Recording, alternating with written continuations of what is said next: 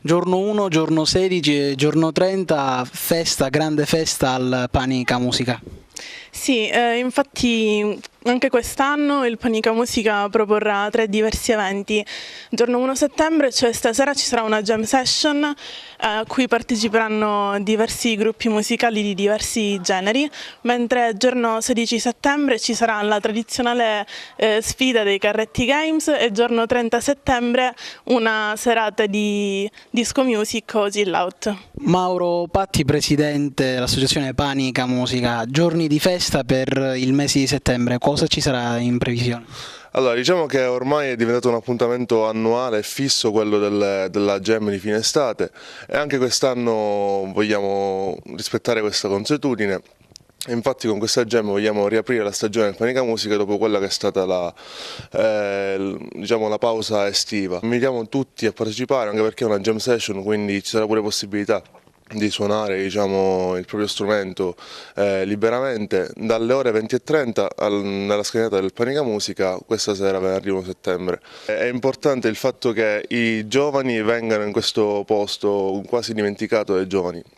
Io comunque non ci sto molto, però grazie a questo progetto, a questo Panica Musica, diciamo, molti ragazzi si sono portati a venire qui a sperimentare, a condividere la propria musica e le proprie idee. Assessore, Septemberfest by Panica Musica, quindi settembre un mese impegnato per il Panica Musica, anche il Comune di Agrigento è presente come patrocinio. Sì, questa è un'iniziativa che valorizza il senso di comunità del centro storico ed è stata patrocinata dal Comune di Agrigento e dalla Cattedrale di Agrigento con l'impegno anche di padre Pontillo. È un'iniziativa che valorizza questo tessuto culturale grazie all'impegno di Panica Musica, l'associazione nella quale operano Mauro e Giorgio Patti e che tantissimo ha dato in questi anni alla città, con un esperimento interessante che è riuscito anche a contaminarsi appunto all'idea di socialità del centro storico, aprendosi ai cittadini. In queste serate sarà possibile non soltanto godere di buona musica, anche attraverso, diciamo, un'ibridazione dei gruppi e dei ragazzi che possono venire a suonare in delle formazioni estemporanee, ma soprattutto il giorno 16 poter assistere anche all'esposizione del gioco dei carretti, un gioco semplice e primitivo che però tanto significato ha avuto anche nella storia della nostra città. È un momento di valorizzazione del centro e iniziative come questa dovrebbero essere tante di più e tanto più importanti per poter in qualche modo connettere anche al nostro centro città, alla parte più antica di Agrigento, anche tutti gli altri agrigentini che vivono fuori. Sicuramente un evento di pregio che mette al centro la cattedrale e anche Agrigento stesso. Quale sensazione da parte del Comune?